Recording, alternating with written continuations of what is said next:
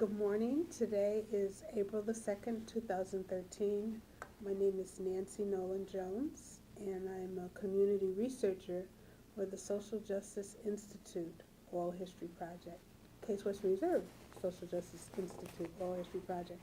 Today we're here with Angela Benson, longtime resident of East Cleveland, and we thank you so very much for consenting to give us this interview. You're welcome. And it's just a conversation about a city that you're very fond of, and I think we should start out by just telling us a little bit of a history of yourself and your family. So tell us when you were born. Were you born here? I was born in Cleveland. I moved to East Cleveland at the age of 2. Okay. At that time, we lived on Howard Avenue, 1661 Howard. Who's in the family? At that time, well, that was my mom, my dad, myself, my grandparents, my 2 aunts, and my 2 uncles and his wife. Can you tell us their names? Ruth and Frank Wright Are your parents? are my grandparents. Joanne Wright, which is my aunt, Vermeil Wright, which is the aunt, my uncle Andrew Wright, and then my other uncle Fred Benson, and his wife Sarah Benson, and his daughter Angelique Benson. And your parents' names? David and Dolores Benson. Okay, we can't forget them. Yeah, really. David and Dolores. Where did they move from? They were in Cleveland proper? My grandparents originally came up from South Carolina, Anderson, and my mom's parents came up from Memphis, Tennessee, and they lived in the Huff area, 79th and Linwood, which when they got married, they moved in with my dad's parents. And then they decided to move to East Cleveland. My mom and dad bought their first home, and when they moved from my grandparents on Ardenall Avenue. Were you born at that time? You were 2, you said. I was 4 when I moved on Ardenall. Do you have siblings? Yes, David and Daniel. Are they older? Benson, no, they're younger. They're younger. Yep. So you were the first apple of their eye. Huh? Yeah, I guess that's what you can say. So you moved in to Ardenall when you were 4, but you lived someplace else in East Cleveland at 2? 1661 Howard. Howard, okay. And so do you remember hearing any family stories about why they chose East Cleveland? No, I really don't, but I know at that point it was predominantly white.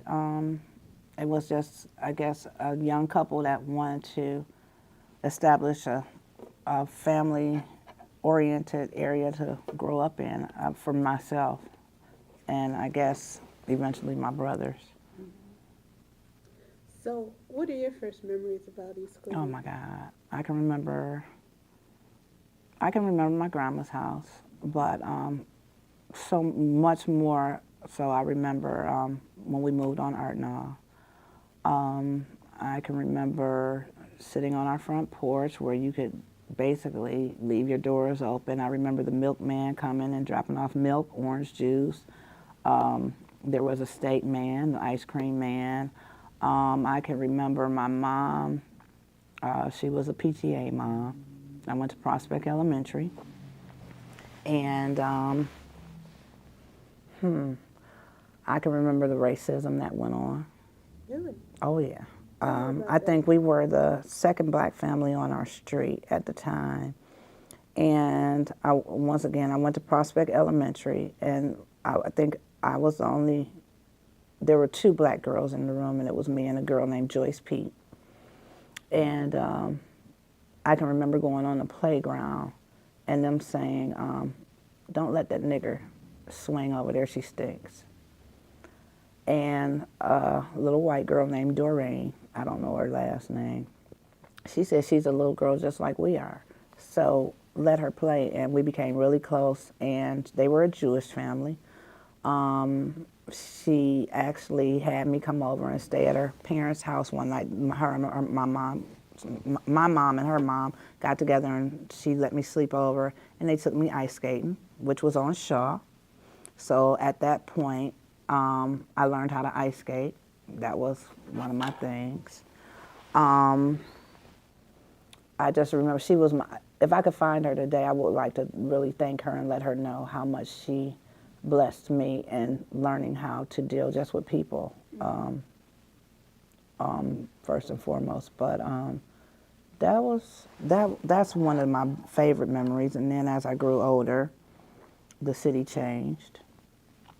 And that was one of our questions. You're wondering your fondest memories of East Cleveland.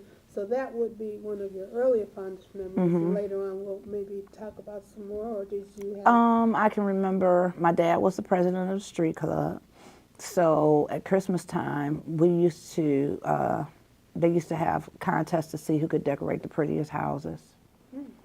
And that used to be a nice thing because they'd go all out. You could hear the Christmas music, and each family was going house to house. And this time it was getting more equal as far as in race. We would always have block parties where the whole street would get together. They were very adamant in keeping East Cleveland clean. I can remember on Easter going to the shows. There was a Hayden Theater, and there was on Euclid, I can't remember the name of it. There was a Euclid Theater that we would go to every Easter, and all the kids would dress up and go. Yeah. I can remember. So you had two movie houses, one on Hayden and one on Euclid. Yes. And then the skating rink was where? On Shaw. On Shaw. Actually, it's the MLK building, the Martin Luther King Center, or what is it? The Civic Center now. Okay. That used to be an ice skating rink. Oh. And that's where everybody went. That was the hangout. But it was really fun. Yeah. I mean. Was it integrated back then, of course? Yeah, it was. I mean, it wasn't very many blacks that ice skated, but as the city grew up, it's still like in Cleveland they had the roller skating rings. Ours was the ice skating ring. Yeah. So. Wow. Good memories? Oh, very good memories. Because we all went to school together. People that worked in there all went to school together, so we knew each other as we grew up. If you knew one person, you knew the next person. If you didn't know them, you know their sister, you know their brother, or their uncle, or their aunt, or whatever, by us only having the one high school. Right. Wow. So East Cleveland is a place where you did most of those were your developmental years and lifelong friends and lifelong memories, and you're still here. How would you say the city has changed over time? Oh my God. The businesses are gone. And what do you think has contributed to those changes? That's a two-part question. The businesses are gone. The community togetherness is definitely gone, because mostly, if you weren't a young couple just starting off, you had been there for years, which were mostly the white families, the Caucasian families, let me put it like that. And it was just together, there were homeowners, and homeowners take better care, I think, of their properties, or it wasn't a lot of rental property. And even if you did live in apartment buildings or something, they were really nice. The togetherness, it may have been, fights or whatever, but it was something that you would make up by the end of the day, or you were playing together again, or walking together again, or talking together again. You asked me what I think contributed to the difference today. The drugs. That's a direct result of the drugs tearing the city down. It totally crushed it. The abandoned buildings, it's crazy to see this, because it's just like, I always tell my brother, which ended up moving away to California, You know, it reminds me of war-torn Bosnia, where there was a time where it was just, I would never let nobody take my childhood from me. Those were the best years of my life. So, when you say it was the drugs, was that a particular drug during that time? Was that the crack era? Or? When I think I remember hearing about that, like 1978, 79, around in there. I didn't know what it entailed, but I think back then it was more so, how can I put it, something people with a little bit of money did for recreation, which it became, when it started infiltrating into the city, it started taking over people, and it went from freebasing to smoking crack, I guess it was. My eyes were opened up to it. Like I said, I knew a few friends that did it, but I didn't think nothing of it. It was just like back in the day, you smoked weed or whatever, and it took over. It just took over to see the families break up, to see the properties go down, to see nobody caring anymore. Just being in high school, I know, you used to drink, or, we got to a place where, sneak and drink or something, but this was something they kept under grass, and you never saw it. But you saw what it did to people. So, but as I grew older, I think I got married when I was 22. And actually, my parents divorced when I was 12, and we moved up on Coventry, which is still the borderline of East Cleveland. And whereas the lower part of the city started deteriorating, that part was still nice again, but you go up there now, same thing. So it's like it just wiped it out like a plague, basically. That's how I receive it, and it's sad because East Cleveland was such a beautiful place to live and to grow up. I mean, we had the best, I can say, for a suburb, we had some of the best things that we kept inside the community. Not only we had access to Little Italy, which we didn't really go up in, or going to Cleveland, or we had Euclid this way, and there was a time you couldn't even go past right where we are here, because I can remember walking up Euclid and getting chased back, which Manners was across the street. We used to sit out with the family. It was a family town, a family city. Who chased you back? Oh, some white kids from Euclid. Oh, in Euclid. Told us we couldn't come that way. I see. Another memorable time would be high school. Junior high school. I started playing the flute in the 4th grade. And back then, music lessons were free. Wow. That was required for us to play an instrument, which moved us up into the junior high school, which was Kirk at the time. We had Joe Riccardi, which was our band director. And that led us on to Shaw High School's band, which was one of the top bands in the state. We just looked forward to it. Actually, I can remember we used to work all summer, where they had the summer jobs for the kids. Well, that was our summer job, going to band practice. Yeah. So that was a blessing. But to see the kids now, they have to actually pay to play an instrument. Yeah.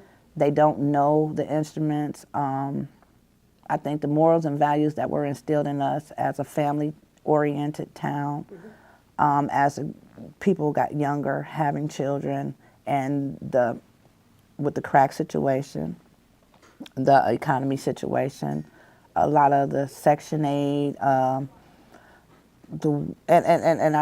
don't get me wrong, I have nothing against it, the welfare, just the non-caring aspect of the community as it goes down, as it deteriorates. brought it to a place where they didn't respect what was there.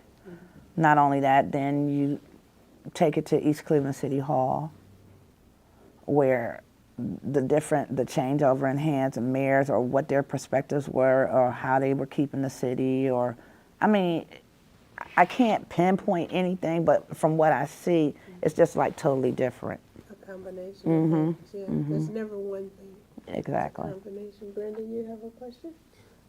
Yeah, I just wanted to, before we get too far ahead, kind of elaborate on a few things. Age 2, you moved into East Cleveland. Ron, what year was that? I was born in 61.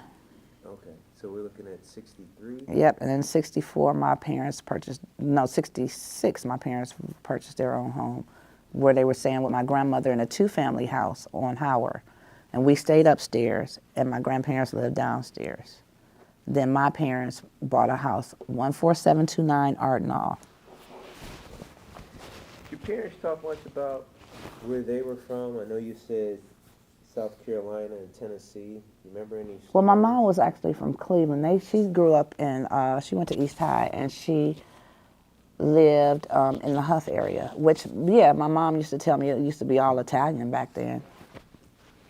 And that's where I got my name from. Because if you notice, I said my parents were David and Dolores, and my brothers was David Jr. and Daniel. Where'd they get Angela from? I was named after Italian shit. Okay. And your father? David, my grandmother moved up here with him and my uncle and my aunt, Vermeil, David and Fred, from South Carolina to start a new life here, because she had divorced her husband. So she came to Cleveland looking for a new life. Mm-hmm. And then? Ended up in East Cleveland. In Cleveland and then East Cleveland? No, my mom's parents lived in Cleveland. My grandparents lived, well, I take that back. My dad's parents lived on 84th and Cedar, and then they moved to East Cleveland. You have an idea of why they moved into East Cleveland? No, not. I guess she remarried, and once again, it was the closest suburb. I have no clue. I couldn't tell you. You talked about being the second black family on your street, Mm-hmm. and then you talked about this Jewish girl, and then you gave this beautiful talk about a community and being part of the community. Now, when you were little, would you say you knew everyone on your street? We were pretty close. The neighbors are good. That's why well, how can I put it? My great-grandfather was white. My great-grandmother was an Indian. On my mom's side, on my dad's side, my great-grandmother was an Indian, and my great-grandfather was black.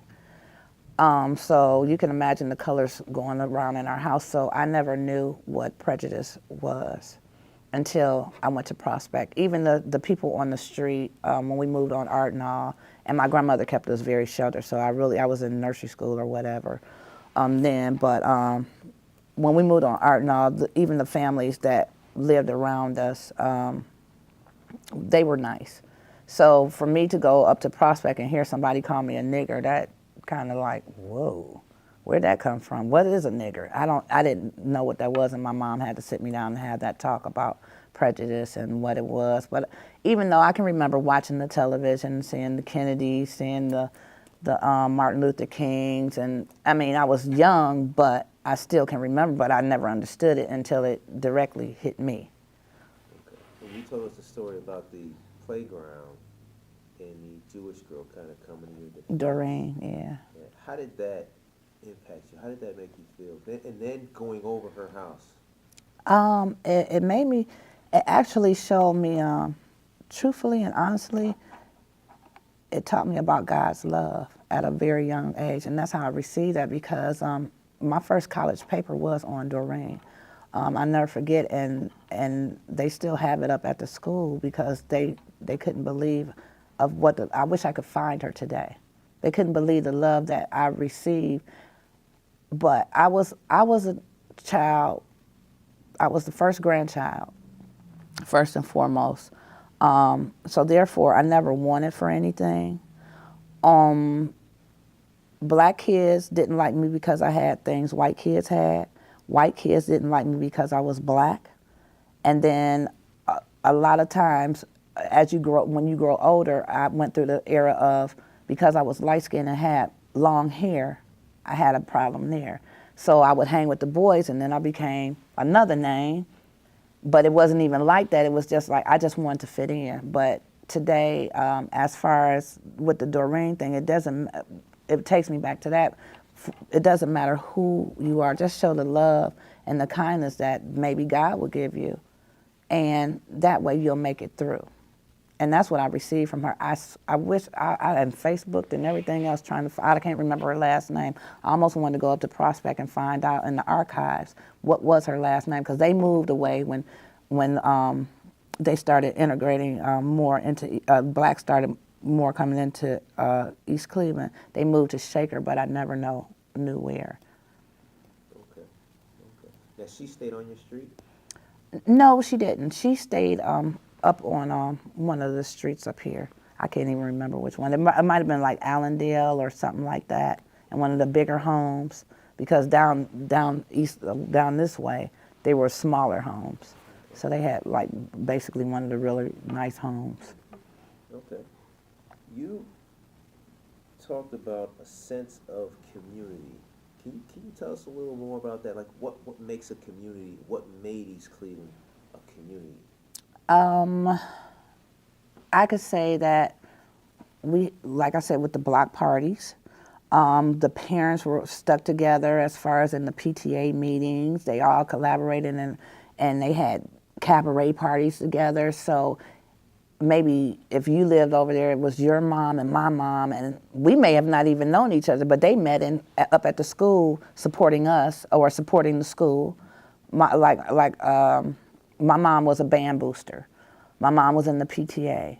My mom traveled with us in the band. And so she would be in charge of putting together different little parties or setting fundraisers to keep our schools going.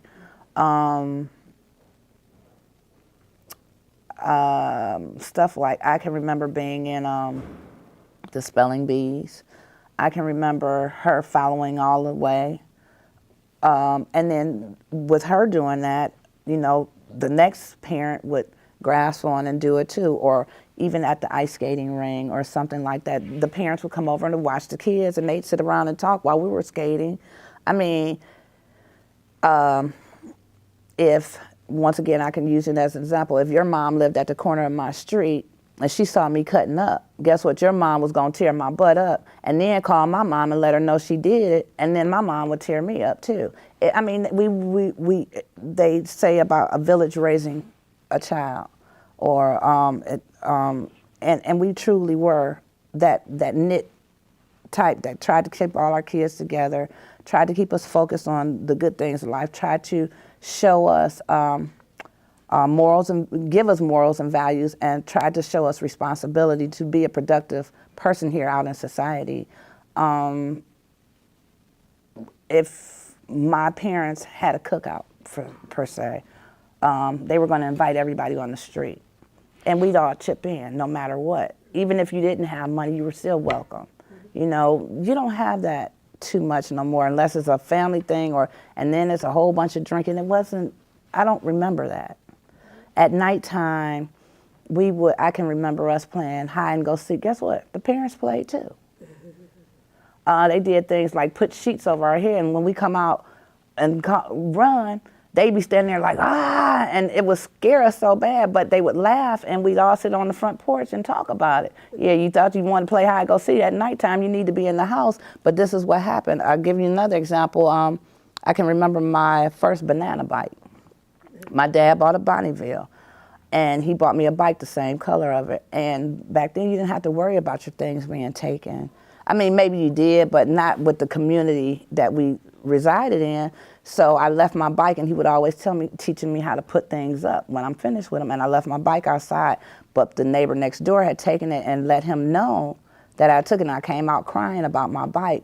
And he made me walk all up and down the street looking for this bike. And then when I came home, it was sitting on the porch. He said, now don't leave your things. I mean, you don't have that no more. Either they're going to steal it and sell it, or you know what I'm saying?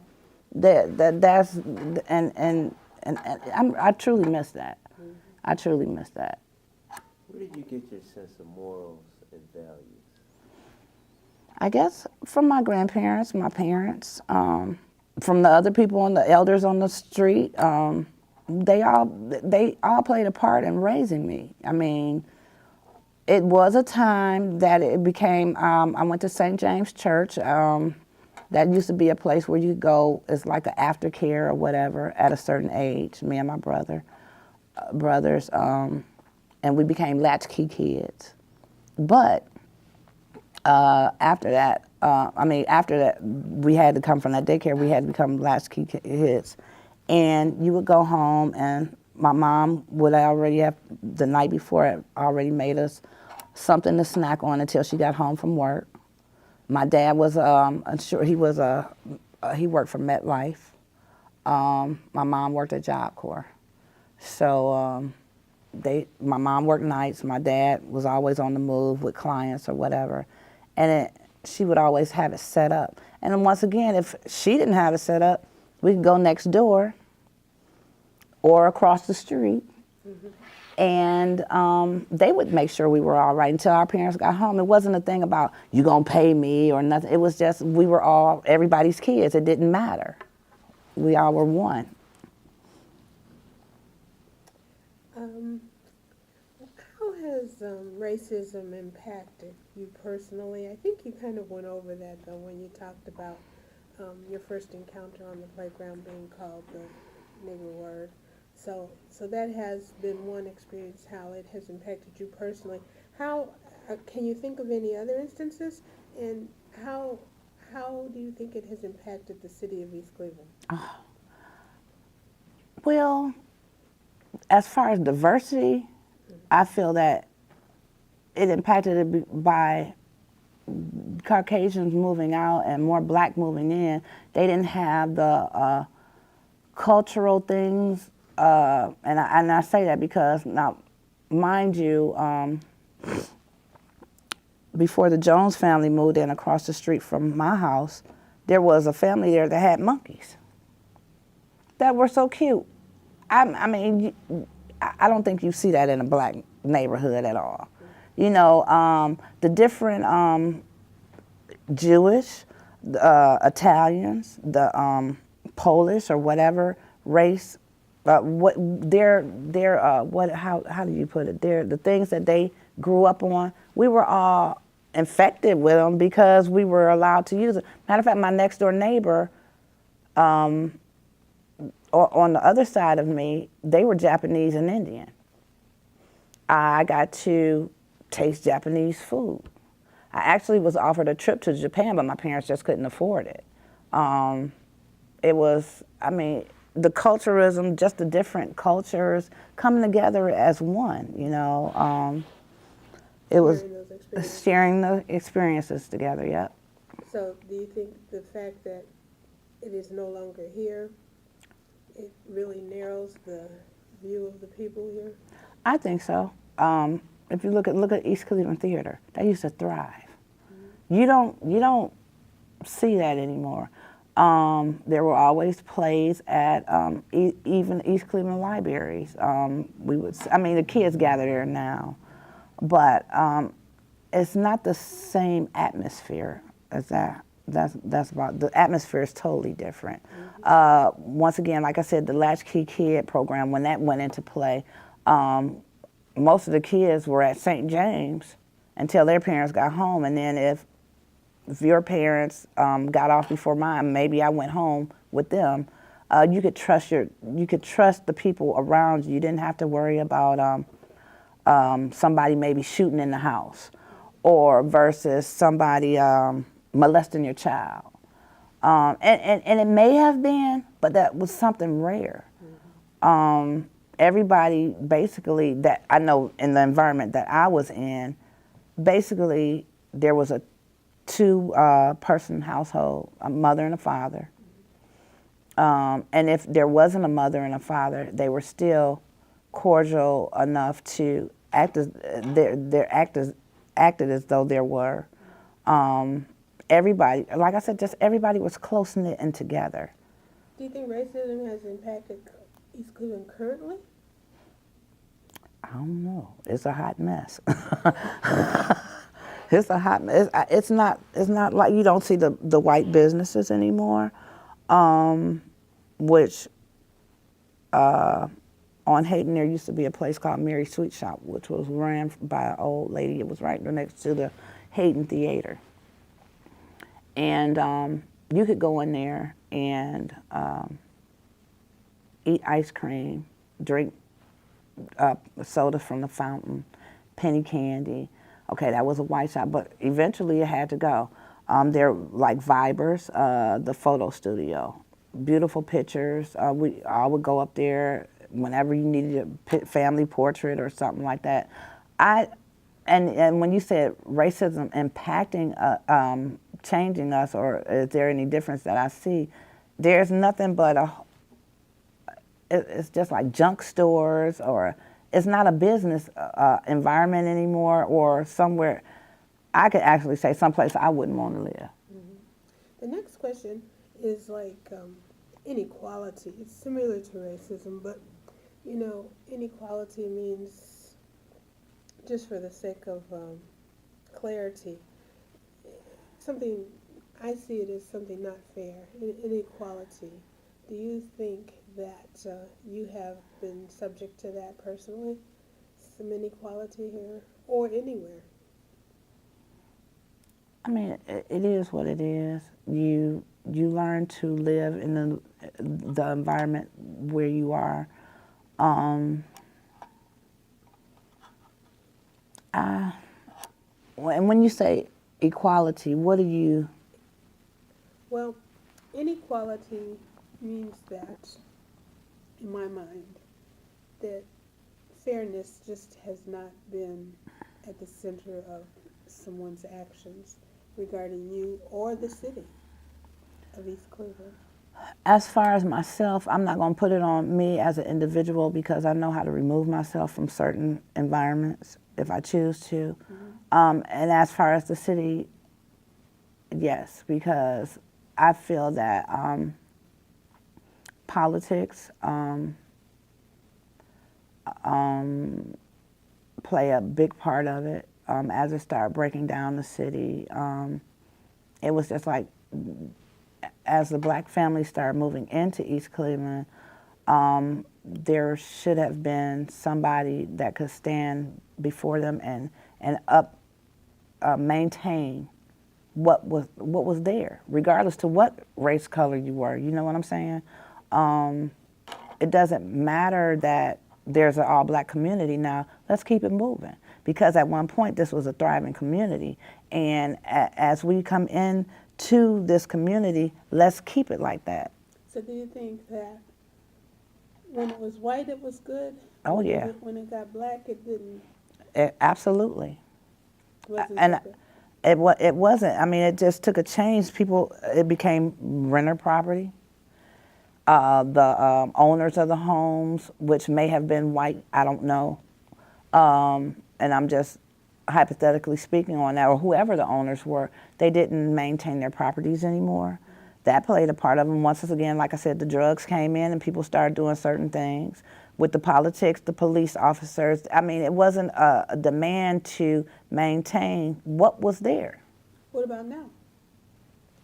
I still feel the same way. It's even worse now. Mm-hmm.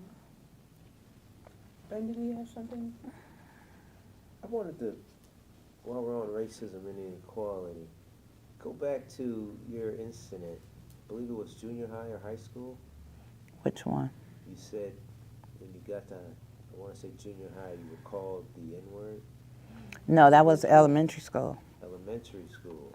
Can you tell us that story? I went to Prospect Elementary, right here. Well, it's on Stanwood. And when I went there, Prospect was the old Shaw building. So it's actually Euclid and Stanwood. And I I can remember there used to be a playground where that parking lot is right there now. That used to be a playground to the side of the building. And I can remember going up there on lunch break. I was the only, it was 2 black people in the room, me and a girl named Joyce Pete, which lived on Orinoco, I think it was. And as we went out for recess, I can remember the kids calling me a nigger and telling me that I stank. And the young girl, Doreen, which was a Jewish girl, she told, don't treat her like that.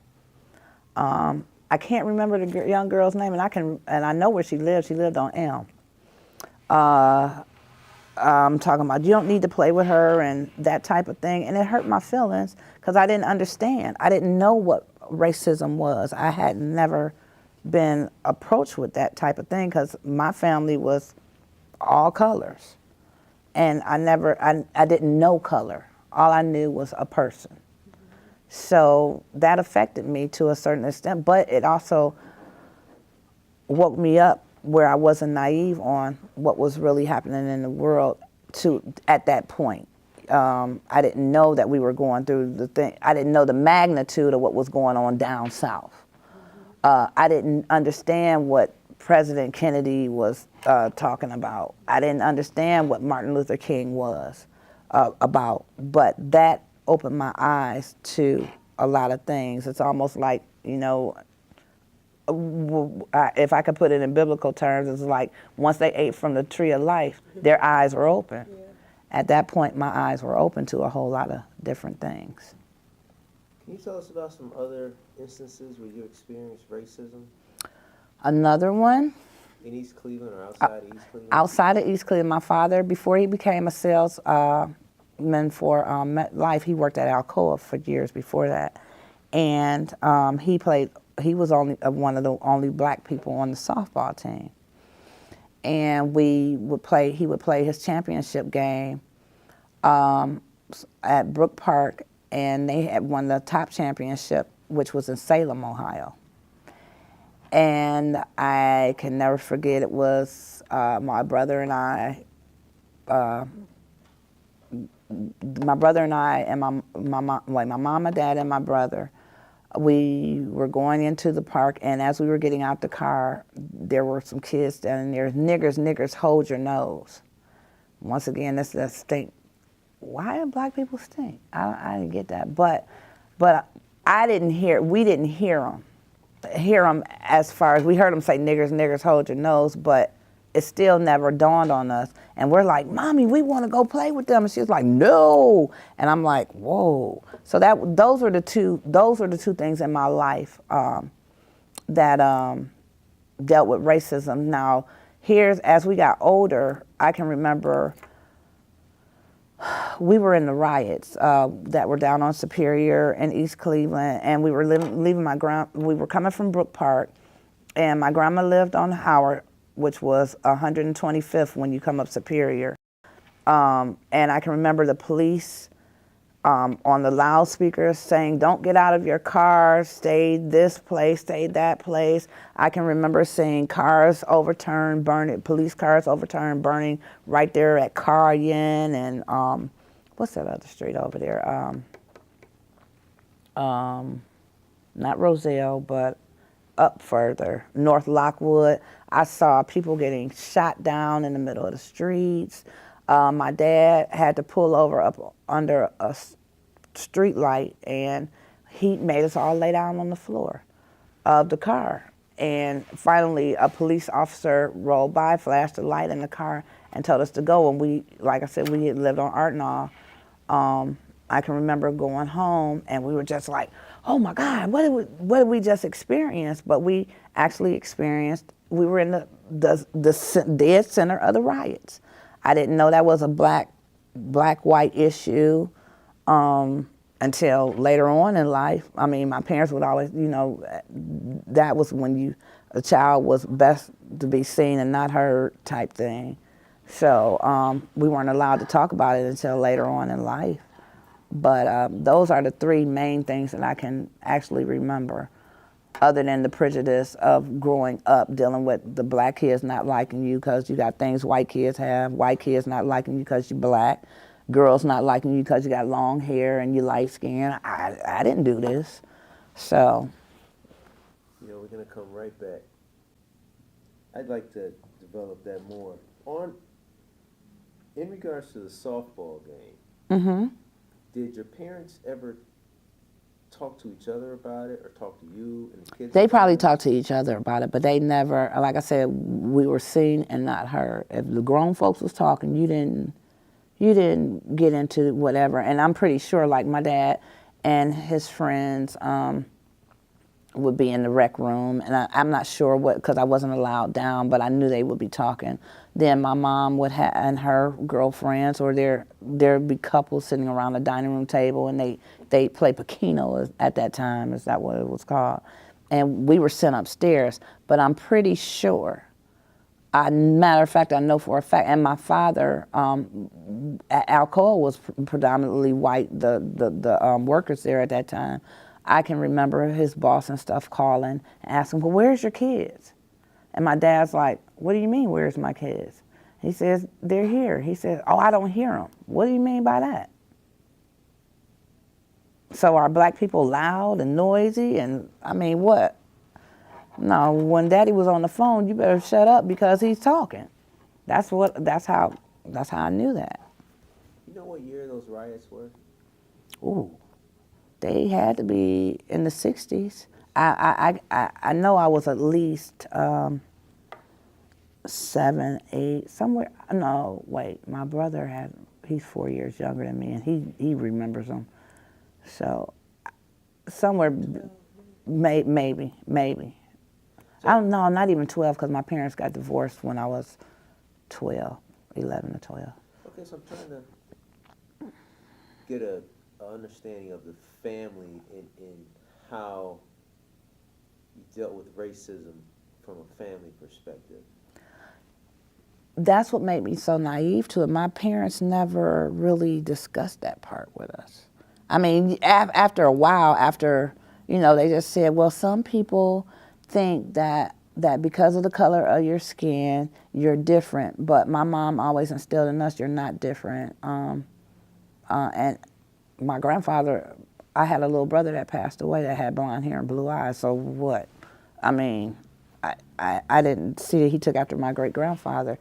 I did not see people as color. You were just darker than me, or you were just lighter than me, or you just had straighter hair than me, or yours was curlier than mine. That was not an issue with my life or in our household. Not that I know of. I'll put it to you like that. I mean, I'm pretty sure they talked about it, but as far as in front of us, never. They just taught us to love people as they are, for who they are. That gives me a lot of trouble today. But I'm taking you had a strong church presence. no, actually, there was a lady on the street. I was raised Catholic. My mom went to St. Philomena and Christ the King. I didn't like that church, so I would go with my grandmother, and she went to a Baptist church, and I didn't like that church either. But there was a lady, I didn't have any sisters, and there was a lady on my street that lived 3 doors down that had 5 girls, and I would go to church with her, and she went to a Church of God in Christ, and I was like, whoa. And I'm like, okay, I like this kind of church. They loud, they crazy, but I sang in the choir. I acted in the plays, and that's what brought I was in church all the time. 7 days, out of 8 days a week, out of 7 days a week, I was there 8. So that was my excitement, because there were girls in her family, and I didn't have any sisters, and my mom allowed me to go with them, and I think that's where my church started for me. Okay. My curiosity of trying to figure out, why are they acting like that? What they talking about? I'm like, why God, why he ain't talking to me like that? Why I can't feel what they feeling, that type of thing. So. 3 instances of racism. Anything else? Racism, work? How about high school, college, work? How about inequality in in that same context?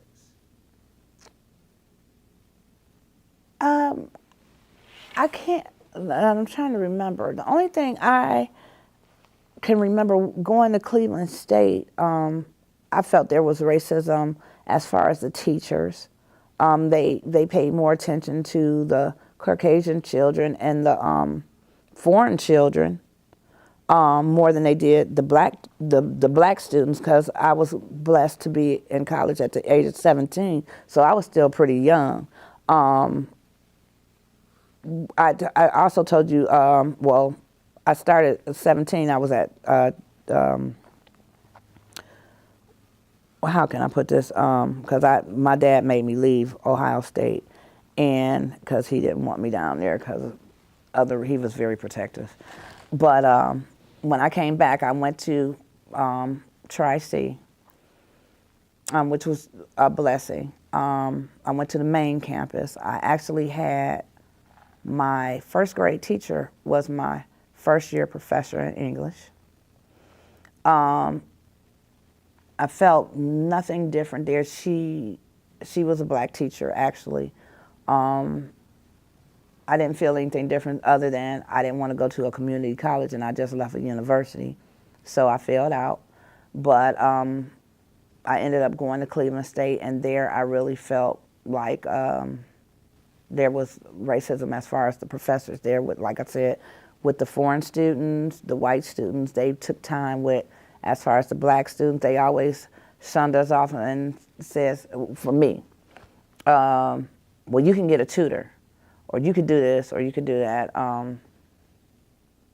It wasn't something that I could sit down and say, well, could you help me understand this? Because it was different. Even though Shaw High School was a good school back then, it did not prepare me for what I learned in college at all. My SAT test scores were very good or whatever, but it was like a whole new life when I got there. Eventually in the 90s, I did get a scholarship, and I ended up going to Kent State. And I went to the Ashtabula campus, which once again brought me back almost full circle to what I was taught, and the morals and values I had been taught with, we're all God's children. There's color doesn't make a difference because we're all the same. And I say that because Ashtabula was a town where there were black, white, Puerto Rican, and everybody just dealt together. It wasn't a color issue, and I appreciated that.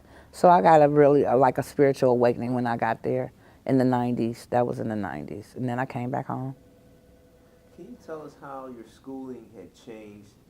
You talked about the incident in the parking lot in elementary. Mm-hmm. How had the composition of the student body changed from elementary to the time you got to school in Shaw? Well, elementary school was predominantly white. Junior high school, I could say maybe half and half. High school, you may see 10 or 12 white people.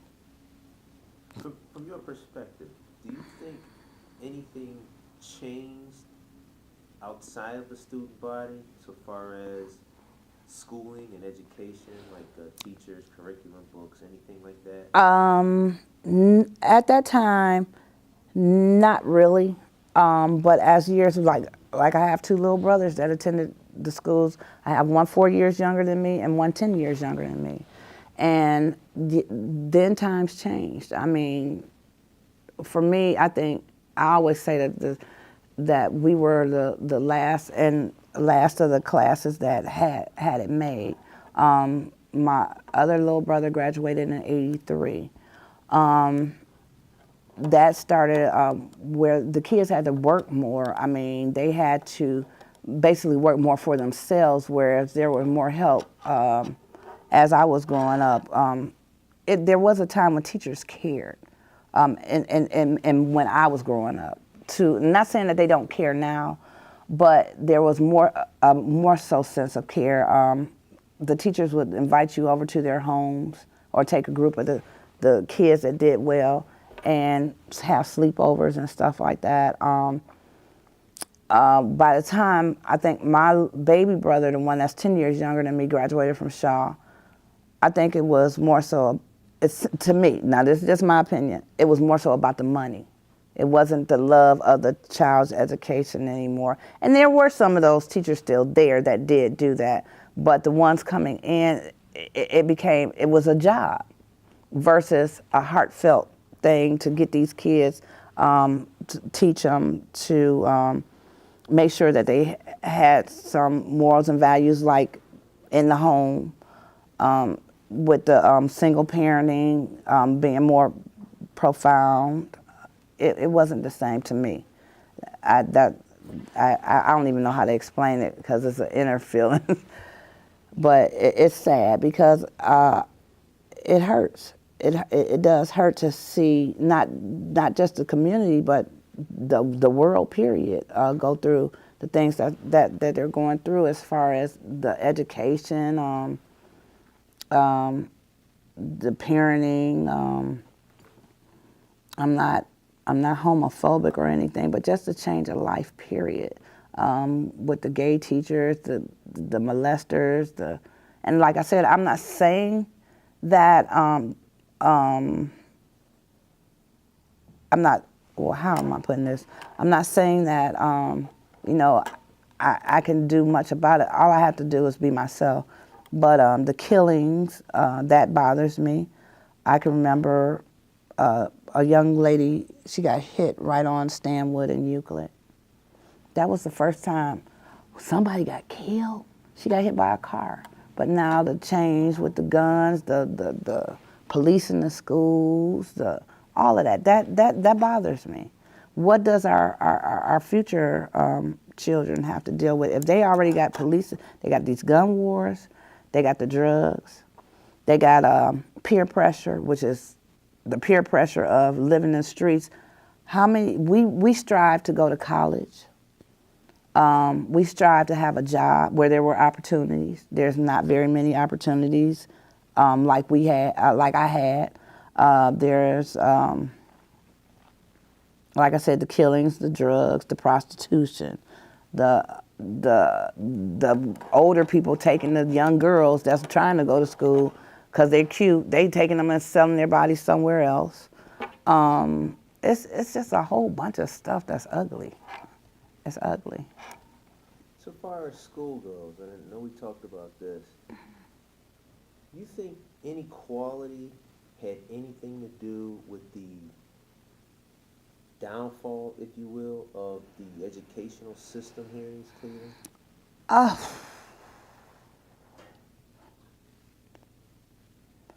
It probably played a part, or maybe the people that were coming in from the communities they were moving to, they held a certain standard, or they came from a place that hadn't been raised like the children were here. And once again, that goes along with not caring as far as how you act or how you carry yourself or what your goals are. We used to compete. I don't know if the new testing, the old, what is it, the old OIG, I mean not the OIG, but OCTG or whatever the testing is. I don't know if the kids got scared. I don't know if the counseling changed. I don't know. I can't say at that point because once I was out, I was out. It's sad though because I just wish my son, even I have a 23-year-old now, and he graduated from Shaker Heights, and that was horrible. They didn't put him in any honors class. I know my son was a very intelligent person, but immediately there was a prejudice issue. I felt that plain as day. I saw it. They were always accusing him to the point where he was ready to drop out of school. He would come home for lunch and not want to go back. Why? You started off being one of the only kindergartners that could read. You were the only one that can add and subtract. When he was going to school, I can remember them sending a note home saying, make sure you send your child to school with underwear and socks on. I'm like, what? He was born in '89, so I'm like, you mean to tell me their parents sending their kids without underwear and socks on to school? And no, I'm not better than. No, I don't think I'm better than. I just couldn't believe it. It's just, I guess, the day and age, the times. But where do we take a stand and say enough is enough? I think that question of inequality in the school stems from a concern of resources. And I know you said that you found it hard to believe that you were getting music lessons for free, and then now the kids have to pay for it. And don't get me wrong, we had to maintain our grades, but that was a challenge. You got to be in one of the top bands. You got to travel. You got to. I have to still commend the band director today, Don Sean, because he still tries to keep that momentum going. But I'm pretty sure it's kind of hard when you don't have the support of the entire community.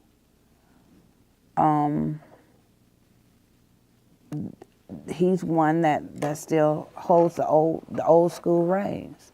I mean, and I know we do come out of tradition and whatever, but what tradition what part do you hold on to maintain that that the kids have something to do other than stand out on the street corners? What do you offer them to stay inside the community? As far as there's a job, there's a record shop. Bibbs Record Shop is down there on Hayden. And if your grades are good enough, why don't you come in here and work for me part-time so that we can keep our business, not only our business, but keep it within the community and bring other people in. I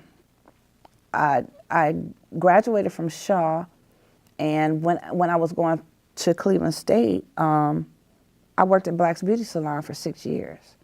Miss Black took me under her wing as a cosmetology student and started me off as a shampoo girl. And she stuck in there with me. She took me to hair shows. She treated me like the daughter she never had. That was love to me. You know, she gave me an opportunity, not only in the midst of giving me that opportunity, she gave several young girls that came from different places the opportunity to teach them how to have their own business, teach them morals and values of a beauty shop after you came out of school. You had hands-on. And she also taught her own children. And that meant a lot. I mean, that means a lot when you can step outside your home and go into a workplace and still feel at home. That gives you momentum to keep working, strive harder, and maybe I'll get this one day. It gives you a hope. It gives you a future of hope, I guess, to want to plant your feet and become successful at something. Like I was saying, even the little gas stations, the little grocery stores we used to have in the community. You go down Hayden, and I hate to see Save More. I can remember Vipco when it came in, or Hot Sauce Williams, those type of things. It was just pick and pay. Pick and pay, and went to Finest or Tops or whatever. There used to be an A&P on Euclid that we could go in there and work in. I mean, you know, the kids look, they when they come up, most of the single parents that live here today, and there's still a lot of old residents or whatever, because I am a part of NOAA, and I get to see these people. But it hurts me to see that the older people now are afraid. It hurts me to see that the kids that are out here have no ambition other than the ones that are totally locked in either band or in a scholars program or it's babies raising babies. They got grandparents raising the babies. I mean, I don't know. It's almost like putting too much pressure. If you put too much pressure in a pot and cover it up, what's going to happen? The top's going to blow off. So therefore, that's what I see in this community now. A whole lot of grown people stuff being put on the kids, a whole lot of the elderly being afraid of the stuff that the kids are going through because they're exploding, they're walking time bombs. And then the other ones, they're just trying to maintain the family because that's all they got to look for. I mean, there's no hope, I guess. I guess I'm trying to put it like that. The equality is just like, it's just each man for themselves when it used to be we together. I have two more questions before we move on. Can you tell us a little bit about yourself now from a family perspective and your kids? One kid. One child. Didn't want no more. No, I'm not gonna say that. I did, but as time went on, it took me 30 years to have him. But I'm a true believer, and it scares me now to think of what the children have to deal with in life. My grandchildren. God has truly made me a adamant prayer, because to know what I went through, and I thank God for one thing. I used to hurt for my little brother by him being 10 years younger than me, because my parents divorced so when he was 2, and he never got to see that home life that we shared. There's like 3 tiers. The one that's 4 years younger than me, and then the one that's 10 years younger than me. But when I say God blessed me, it's because today my brother, my youngest brother, and I hope he doesn't mind me sharing this, but I got to, because it's a testimony. He went to Shaw High School. He was one of the top football players. From there, he got a scholarship to Alabama University, and he didn't take it. He chose to go to Cincinnati University. He got involved with a young man from Detroit because my mom was paying his tuition, and he didn't want to see my mom struggle. He chose to try to get with this guy. He didn't sell drugs, but the guy was selling drugs, and he happened to be in the car when the police caught him. And he ended up doing 18 months in the penitentiary as I don't know, what is it called when you're there? Innocent bystander? He wasn't an innocent bystander, but he didn't know what was in the car, but he was in the car, and when they caught him, they had been watching him. But he ended up going down for being there, and he couldn't fight it, so he ended up doing 18 months. But here's the catch in it. With the morals and values that were instilled in us as we grew up, even with my mom as a single parent, she still kept the same morals and values. My brother is now working for Johnson & Johnson. He's a pharmaceutical sales rep. And God just did a 360-degree turn because he still stayed. He knew that he got caught up into something, trying to do it for the good. It ended up him up into the penitentiary for 18 months. He came back out, still got his degree. As a matter of fact, my baby graduates next month with his MBA. Hey, but it was a total turnaround as far as the schools. That when he went to Cincinnati, he didn't like Alabama because he told me that they were basically all black, and he wanted diversity. And I think he's received a lot of that, and I'm not trying to put it on him, but it just showed me how if you stay focused, if you're raised with the morals and values, if you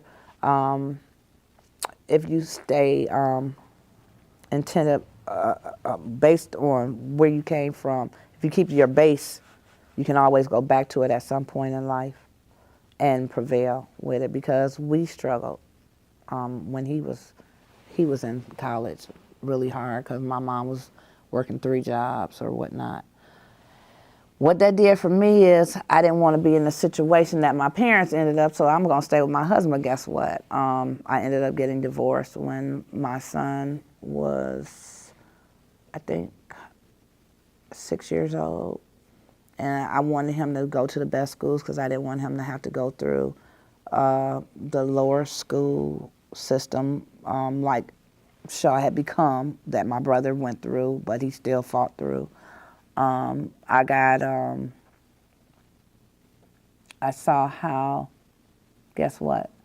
He rebelled because he couldn't fit into the money, quote unquote, the money status of the children up there. And I thought I was doing a good thing to put him in a school because I would actually, I actually was living on 93rd in Chester at that time. And I would make sure I drove him to school. And by my ex-husband being a Shaker, that's how he got to go to the schools. So I would drive from 93rd every morning to drop him off and to bring him back. And I kept him in the Shaker school system just so he wouldn't have to deal with what was out here. And he rebelled against it. He actually got angry to the point whereas, once again, like the teachers didn't treat him the same. And it made him feel a certain kind of way. And so today I'm dealing with even though my kid is not a bad kid, he still does a lot of unethical things, even with the upbringing I tried to give him. So, Is his father in his life? actually he stays with his father now. But it's just I guess a downward chain of command or something. It's ugly. I don't like it. But he's not a bad kid, but he's not one that I thought he would be. So. Okay, before we move on to the next big question, if I could get your perspective, because you talked about this in different segments of the interview today, being a black African-American female growing up inner city, having to deal with racism and inequality, and then raising a child. And you just talked a little bit about the perspective of having your brother come along once the divorce had taken place. Can you tell us a little bit about that, about being that black woman? And you talked earlier about how you had to deal with white kids, and you had good hair, and then you had to deal with black kids, and then you were still a woman, and you had to deal with guys, and you had to deal with other girls. Actually, what I have to say as far as that is that,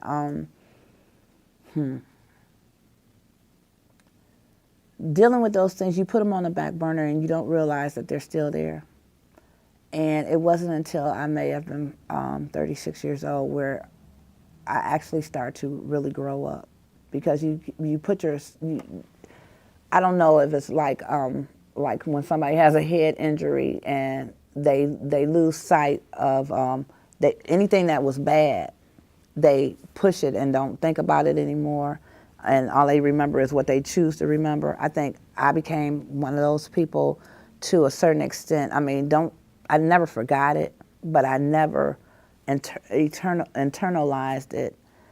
So as I started growing and as I got on my own, even after college, just raising my son as a single, quote unquote, divorced black mother, I had to go back and put myself back in the middle of East Cleveland where I started and stay focused on the good things in order to maintain my sanity, actually, to keep going. It was a struggle. I know this is off of the question, but I can remember when my husband and I separated. We lived in Warrensville. My uncle managed the Vanguard Apartments on 97th and Chester. I ain't never lived out of the suburbs. That was a culture shock to me. I was a payroll clerk at May Companies downtown. My son was maybe 6 months old. And I can remember I didn't have a car then, and I can remember taking off work one day to keep him because he was sick. And there was a young lady that went into the middle of the courtyard and said, "Mailman." I told my mother and them they was trying to kill me. They got a town crier to tell when the welfare checks come out. No, I wasn't any better, but I had never experienced that. Immediately, I went back in the first gear where Miss Black had taught me, strive, do this, we got your back. My parents, keep pushing, you're gonna do better. My son ain't gonna be sitting around on the, we finna get up out of here. And even though, don't get me wrong, my apartment was nice and everything, my uncle had rehabbed them or whatnot, that was something I did not want for my child. That was something I didn't want for me. That was a culture shock. Now I understand why mommy moved us into a predominantly white neighborhood. That's bad though. She had also taught me we're all the same color. I mean, we're not all the same color, but we're all the same. That kind of, I'm like, what is this? That was like I said, growing up in East Cleveland. My ex-husband was from Shaker. We got married and moved to Warrensville. And then when we separated, I went down there on Huff. Oh my God. I did not go far because by me being the only girl, my parents didn't let me go too far anyway. When I went to Ohio State for that 30 days, that was the blessing. Other than traveling with the band and my family, I never went anywhere. So that was crazy. That was scary. I knew they were I thought they had set me up to fail. But I'm here today.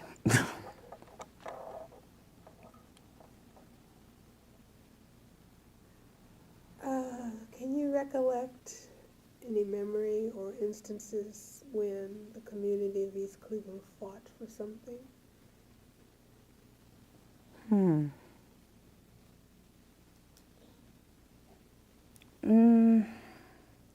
Not, I can't say that. I can only put myself in a position as far as like our band when they fought to allow us to go to Jamaica or to go out, and we had to get the parents together to see that this is what the children want, this is what they need, and they've been blessed to be able to do this. But other than that, I not. You see them fighting now for equality? Oh yeah. They're trying to. It's like they're trying to bring it back, and I'm all with it. I'm with it. I fought. I actually went with Noah. I had the opportunity to go to Washington and give my testimony about me getting shot in East Cleveland, to try to save Huron Road Hospital. That meant a lot to me, because with what East Cleveland has become today versus what it was before, there's a lot of violence. When they removed Huron Road, this is the center of attraction to Euclid, to Cleveland. And when they removed that, now you have to go to Hillcrest or Metro. So what are you saying? With the time length of them traveling, they'll be dead. So it's like, oh, now you're trying to kill my people off. I mean, that's just how I took that. But I was able to give my testimony at Capitol Hill to try to fight to keep our city where a lot of our children were born, where I know that hospital saved my life. What happened that you got shot? I was, I think it's Melrose, went to the store, and a guy tried to rob me, and I just told him just to follow me because I knew my boyfriend was in the building at the corner, and when we got in the building, he unloaded his gun on me. We walked right past the East Cleveland police station, and a lot of people always say, why didn't you just go in the police station? I'm like, so he could shoot me in my back? No, I didn't. And I mean, he was taken care of. He went to jail behind it, but that's what East Cleveland had become. That's something, and I wasn't afraid. And I can remember my boyfriend said, don't leave, don't go to the store. I'm going, I ain't on that. I know the city, but I had been gone and came back. So I've been through a lot in this little town. But I still love it because I know this is where I was raised. So when you say they fought for the hospital to stay, they stood together for the students in the band. And, what about in the city council meetings? Do you see the city fighting? Are people in the city, or is that just an isolated few? You know what? I one thing, I hate politics because it seems so crooked to me.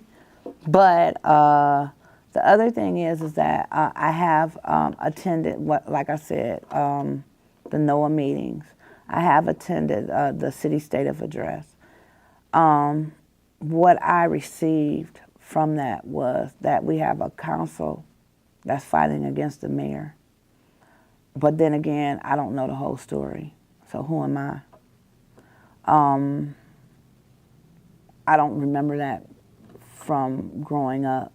It seemed like we, once again, worked together on one accord. It wasn't divided. But when I take it into a spiritual sense, like I said, it was a community that showed love. God is love. And here is the enemy coming in to conquer and divide. But if enough of us stand together and work together, we will be able to come back as one at some point. Who's the enemy? Who's the enemy? Us. We fight against each other.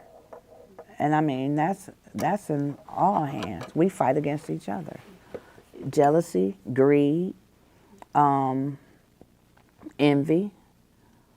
Why? I mean, if you, and I say that to say, if you were to come up in a Rolls Royce, I wouldn't say, oh, I can't stand her. I'd be like, whoa, that's my girl, let's roll, you know. If we came together on that type of mentality, I think we could accomplish much more as a unit. Whereas if you think about when I talked about before, if my parents couldn't do it, maybe my neighbor would do it to help out. You know, it wasn't an issue, you better pay me back, or you got more than me. It was just a brotherly love type situation. And it's not, you don't see that now. Oh my goodness, no. Brenda? Fighting for something in East Cleveland. I really want to hear about that Jamaica thing, because that is big. That is big. It basically, Mr. Fulton, which was my band director at the time, one thing he instilled in us was a lot of discipline. And I'm getting back to it, we were on that Kirk field at 6 o'clock in the morning. We had to be at school by 8 o'clock. We were practicing from 6 to 8. We would have to be at school at 8. We'd finish school, and then we were back out on the field, or the Shaw field, down on Shaw, practicing. And one thing he would do was get those parents together and tell them, hey, these kids deserve this. They done worked hard. He even disciplined us. He would take his belt off and whoop us too. I'm serious. Whew. But he fought for us to travel. That's like I said, I spoke about Don Sean. He still keeps that momentum going. It gives us hope. It gave us a sense of, it gave culture. It allowed us to participate in places that we may have not ever participated. We played at the White House. We played at Disney World. My 16th birthday, I was in Florida, marching with Mickey Mouse and them. That's something maybe I would have never experienced.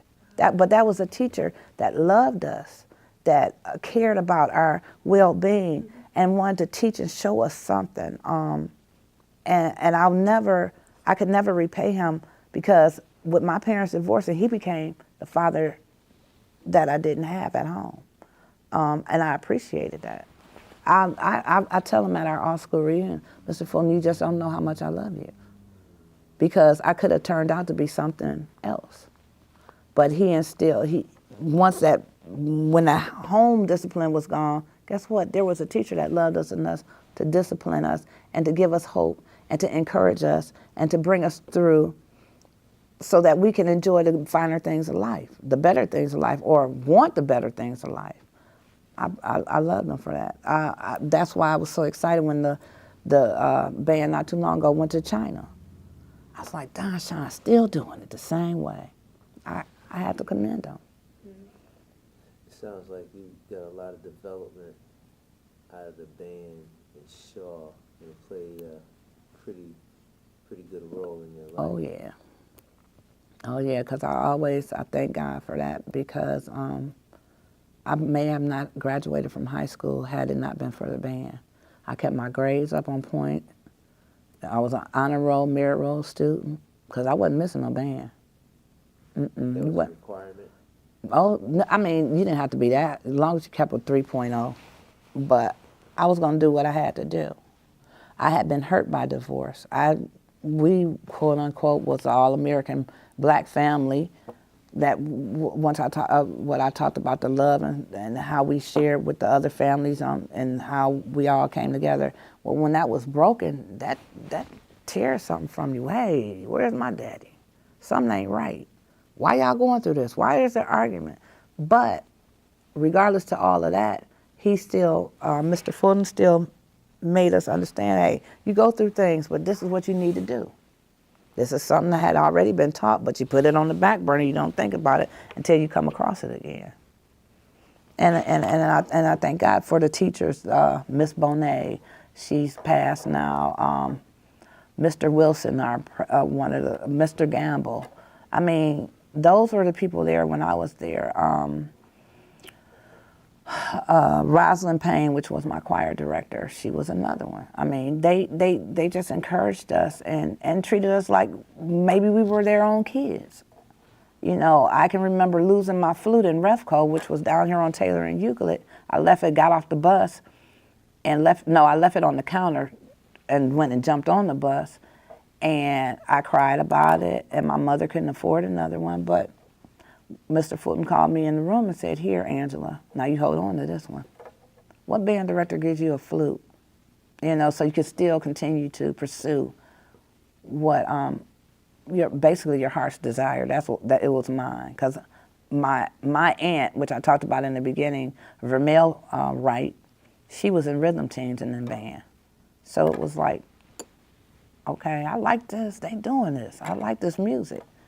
And I was blessed. They made it so we had private lessons and stuff, something to keep us up out the street and to give to our children, you know. So, yeah, Shaw and band did play a big part of my life. It fits in because, you know, earlier you talked about the community being it takes a community to raise a village, or so it just wasn't in the community, it also was in the schools. Schools, absolutely. Okay. Absolutely. Did they have ballad bands back then? Yes, of course, we started that. I know Shaw started, just didn't know when. Oh, yeah. So you competed in ballad bands? Oh, yeah. And tell us a little bit about that experience. We had so many trophies. Anywhere we competed, we won. At that time, we had 169 marching, and that was basically instrumentalists. Thing I miss today is seeing the band. It's small, but they're good. I played flute piccolo. Mr. Fulton made you play, if you played a C instrument, you had to play a bass clef instrument, which I had to play trombone. So once again, diversity there. We would go to Columbus for the state fair and win. We would go to Strongsville, win. We would go Geneva, win. I mean, we were very competitive and we worked hard for it. That's what he instilled. Hard work pays off. That's what I got out of that, you know. And we did well. I miss it. I still dream about band at 51 years old. That's awful. But I do. really rich foundation. Um, but let's bring it back to the city of East Cleveland. How do you feel the surrounding institutions and cities have impacted East Cleveland? And when you say institutions, what are you saying? Could be the museums and Case Western Reserve, and University Circle. I think University Circle and Case Western Reserve, they still have a lot of that culturalism. I also worked there at Case. It impacted East Cleveland. I don't think they're into it like it was when we was, because we always went to the observatory, we always went to the art museum. Guess what? They can't afford the trips to. But then again, I don't know, because I don't have any school agers anymore. My son, like I said, my son went to Shaker, so they were always going on different trips or whatnot because they could afford it there. But as far as East Cleveland, matter of fact, I don't really even see a school bus unless it's football season, when they're going away to a away game and you may see the band, or you may see the football team or the basketball team. I can't say. As far as that, I don't think it's very much other than University Circle that in the neighboring communities to show them. I mean, what is it that you want to show them other than playing with the different schools around? Well, you know, in terms of perhaps city maintenance, the maintenance of the streets, perhaps. Oh, Jesus. Perhaps sharing some administrative responsibilities or some. No, you don't see that. You never saw potholes in East Cleveland. Now you hate to drive in East Cleveland. I mean, that was something that the city kept up with. And when you look around and you see the abandoned buildings and the abandoned homes and the ugly grasses and the empty business places which once stood, it saddens me. And I think I spoke about that within our community. There's nothing really to offer them. To look up to, like the grocery stores. Or no, there's a Family Dollar. Yeah, there's an AutoZone. Yeah, there's I just noticed that was a casino down the street. Is it on Strathmore? Is that a casino? Yeah, Pick and Pay. I'm like, oh man, they bringing this in here now. And then you figure, okay, now most of the families here, from what I can see, are either older on a fixed income, struggling to make their families work, or on welfare. Why would you put a casino over here? So they could sit there and hope on nothing. So you could sit there and sink all your money into that and get caught up in a vicious cycle. All the payday loans. You know that's a vicious cycle. That aggravates me.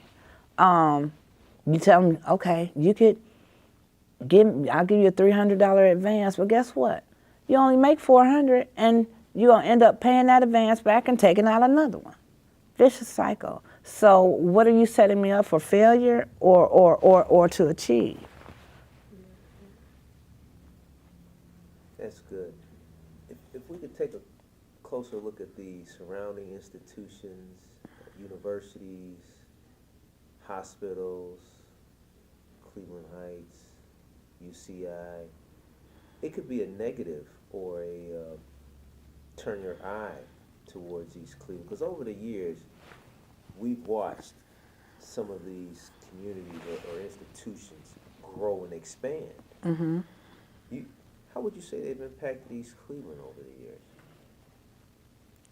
I don't see much impact, and that's just being honest. And I'm praying because as I look at Cleveland Heights as the next one up, it's turning to the same thing to a certain. It's still a long way to go, but it is. Shaker. I don't really know how to really address that because I see the deterioration, but I only have one voice. And if more people, I guess if more people came to a point whereas, once again, racism, let's not make it just black and white. Let's just make this a family-oriented thing. Let's not make this rich and poor. Let's work together to come together so that we don't end up, let this be an example, East Cleveland be an example to what can happen if we don't stick together, and then furthermore, let's help them get back to a surrounding where it can be a thriving community again. I actually, it's sad to me. I don't want to start crying because it is. It gets to me sometimes because, like I said, my childhood was beautiful. I concur with you. And sometimes when you go underneath the bridge, going in the case, and you see it's like a different world. It's a different world. Yeah, so I mean, when we think of surrounding institutions. But when we get over to University Circle and we see that different world, what maintains that? Because Case Western Reserve is there. You still got the little jazz clubs. You still got the little restaurants. Guess what? That used to be East Cleveland. Even though we didn't have a college right in the center of our little town, we still had a Shaw High School, a Kirk Junior High School, something that hey, this was the Rockefeller spot. I mean, what will it take for us to come back to that or somewhere near it so that we can give our new babies hope? We give our new families hope that have moved into our community to say that, you know what, East Cleveland ain't so bad. Because everybody running from it, I mean, that, you know what I'm saying. It's sad. I thank God for my church. Because we are truly, my pastor is truly working on helping the community. And I can remember when we moved up on Coventry, when I moved from Ardenall, I hated it. Even though I was still in East Cleveland, it was not the street that I grew up on. And I always said that when I go back, I'm going to make East Cleveland just like it used to be. Guess what? Even though I know that I may not be able to accomplish that, I can play a part in it. And that's where I am today. It's beautiful. That leads us right To the last question, what are you prepared to do to help make East Cleveland better? So you're doing it through your church life. My church life, through Noah.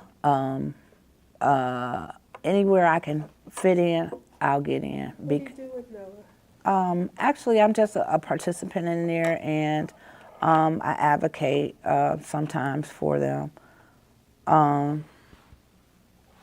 I attend the meetings to see what is going on, to keep up with what is going on. And if I have input, I try to just keep it to a point where sometimes I'll go volunteer in the office to call the people that still reside here and homeowners to bring them out to the meeting so they can hear what's going on. Mm-hmm. And so they can speak their voice, not only my voice, but guess what, here's another voice, or one that grew up with me, or one that's still here. Mm-hmm.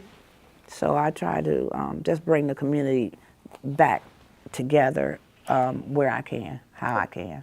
I think that's good. And, as you just answered question number 10 for me, I realized I skipped question number 9, and what is your vision for the future of East Cleveland? And what are the major issues that need addressing in order to better the neighborhood, the communities in the city? Wow.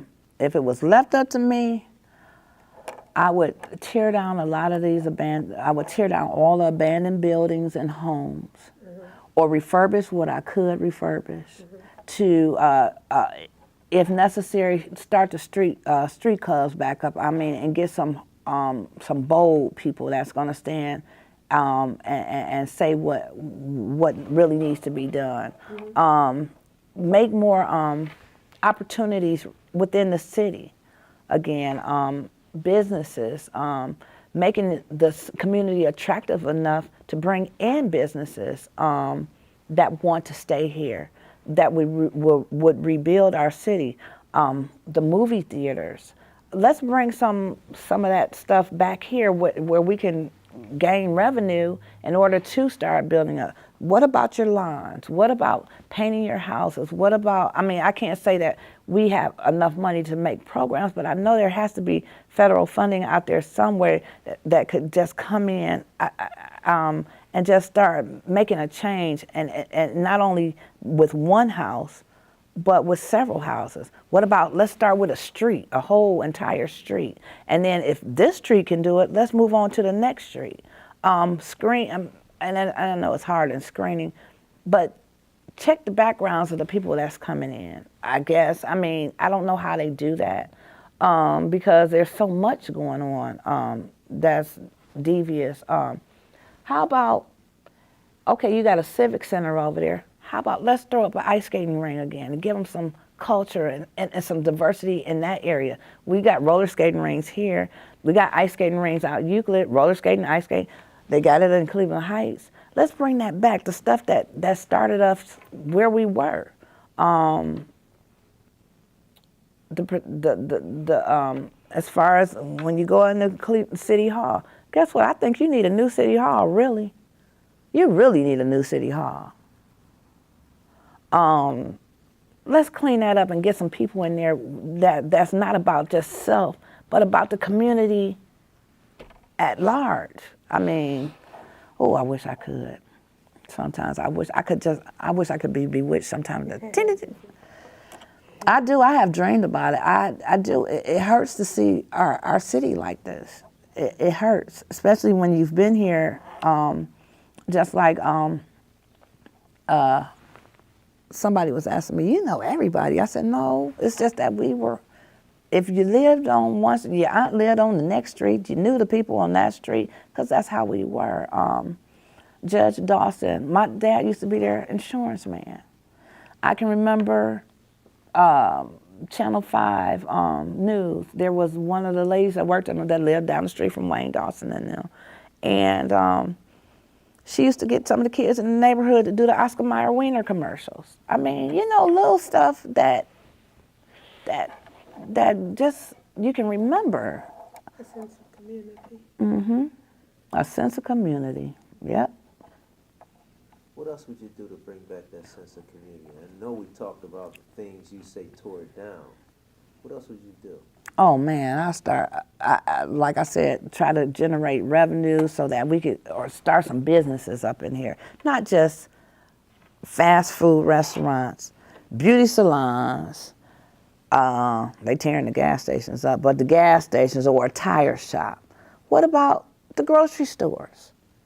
The decent grocery stores. I ain't talking about a Walgreens. I ain't talking about, we had Rexall, Revco. You moved, like you said, Mr. Bibbs, his record shop. What happened to the place, or maybe like the one on Coventry, when you go request the records you want from way back in the day, what is it called, CD Exchange? Let's make some nice, and not no storefront bootleg looking nothing, just the business, like I said, the lawns, the man care for if you're living in the house, you have to maintain the house. The streets, I cannot believe the streets are like they are, but the safety, ensure the safety of the community. Start moving out some of these negative entities and wherever they need to be, and just bring us back. How would you address the drugs in our kids? Yeesh. You could be bewitched, it's okay. Yeah, really, really. You know, my view on that is, a child does what he sees. You can't, and if that's what he saw, or once again the peer pressure that's out here,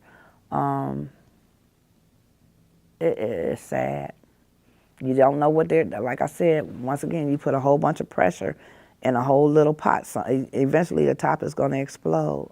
And that's what I'm saying with our kids making these babies making babies.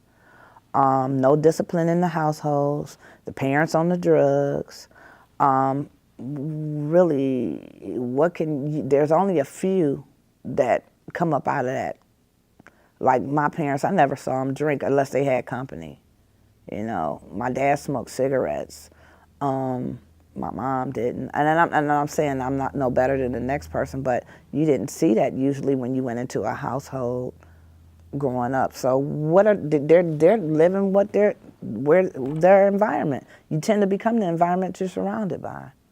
So it's sad, but only thing I think that we could probably do is have intervention programs at this point, which we do have a few. I remember East Cleveland Straight Talk, my best friend ran that. I was an HIV/AIDS advocate and certified for testing and stuff. But you never know what the kid is dealing with within their home. And like I spoke earlier about we didn't worry about molestation. We didn't worry about if I went over to your house, your Uncle Jim might try to approach me, or the drinking, or seeing a parent shoot up. And I'm not saying that it wasn't there, but it wasn't prevalent. Now it's just out in the open. Leaving your kids in a store. It's just. And if I was left in a store and I was able to live a grown life, I probably medicated too. You know, you don't know why, what, or where they picked up this from. Like I said, the peer pressure. When you see somebody, when you know your mama's struggling, she on food stamps and it's hard to feed them, and you trying to keep up with the clothes, you trying to keep up with the rest of the people in the school, as I kind of like experienced with my son, not to that extent, but to know that most of the doctors and lawyers up there were going to school with, kids were going to school with him, and he wasn't driving a Mercedes to school. No, your mama not driving one, but I can identify with what may be going on in this inner city part. You trying to keep up with the Joneses. But when do we become mature enough as parents, as community, once again, as teachers, to say, it's not about the outside. Get that inside together so that you can maintain once you get out of whatever your situation is. That's where I am with that. We don't have a lot of that anymore. I mean, we have it, but we don't have it. I think that, in summary, what I hear you saying is that we have a lot of individual and collective work to do. Amen. And through your church that's reaching out into the community, and through Noah that reaches out into the community, you're trying to do your part to help turn things around. Is there a message you'd like to leave as you speak out to the viewing audience of this? The only message I have, and once again, is love covers all, a multitude. If we quit focusing on the outside and help where help is needed and deal with our insides, maybe we can come back together as we once were. It's a good place to stop. Thank you very much. You're welcome. When I talk about the culture that we were taught, I can remember when Corb Lounge used to have the swim team. And you know how the girls do at the Olympics, and I don't know what you call them, they dance in the water, stuff like that. The kids today didn't get to see that. It was mandatory that we had swimming at Shaw. If you had a fire alarm in the winter, guess what? You were standing outside in your swimsuit. It was just a beautiful thing. They had water sports back then. You heard of water sport? We don't even have a swimming pool anymore, do we? Not there, and not only there, down at Shaw. Do they have a swimming pool down there anymore? Wow. Wow, they took out Corb Lounge, but I'm talking about the one where the football stadium was. Remember? That one went out first. That was okay. That used to be a swimming pool down there. We had so many resources that we could revert to. Like I said, in winter, ice skating, summer, swimming, band, the parks. Positive activity. Positive activity. After the football games, did you do like we did? Yeah, we went to the lounge. We walked up Shaw. And then go to Angela Mia. Sit down. Please. Be, we used to ride our. Absolutely. Absolutely. Even the other team would be a absolutely. Angela Mia eating pizza with us. Really? Yeah. Yeah. And we'd walk. It was love. I mean, it was so much love. I reiterate again, I would never change my childhood. Right, never. And that's why the all-class reunion is so special. Because all we do is sit around and talk about, man, you remember that game? Yes. You remember how we all walked up to Angela Mia after that, and then after that we walked home, and oh, it was beautiful. It was beautiful. And when you go to the all-class reunion, you got Collinwood, Glenville, Cleveland Heights, Shaker Heights. Everybody. Everybody. And there's no... Because not only by us being such a competitive little suburb community, we made friends outside of that realm. And those people still come back to say, hey man, what's up? How you been? You still playing? Look at Russell. I mean, you know, we got very, very successful people too that came from our Shaw. So they all get together, and those that we met outside the schools, just like, for instance, even though Clark went to St. Joe's, he grew up in East Cleveland. He went to Kirk. You know, his parents had it where he could go to private school, but he still comes back. That's a blessing. You know, just to see our people that went off and did some. Who's the other one? Living Single. Oh my God. What? Nice skinny guy. What is his name? You know the guy from Living Single. He was up there. Can't think of his name. And I know. And look, I know him just as plain as day. I can't even think about it. He was the maintenance guy. Mm-hmm. Did you know the Talley brothers? Of course. He went with he dated my cousin, Jackie Terry. I want to say that their parents either still own the house. I'm not sure if they're living in there, but they still own the house. Okay. At Holyoke. Okay. Yeah. Okay. Yeah. And Wayne Dawson. Wayne still comes back. Yeah. And Yeah. He's out front in a lot of things. And he always has Shaw Band on the news. Oh. I love that. My dad was his insurance man. We know when they were growing up. So, I mean, it makes... There were a lot of good things here. Oh, my God. It was. It was. Ms. Benson, we thank you again. Okay.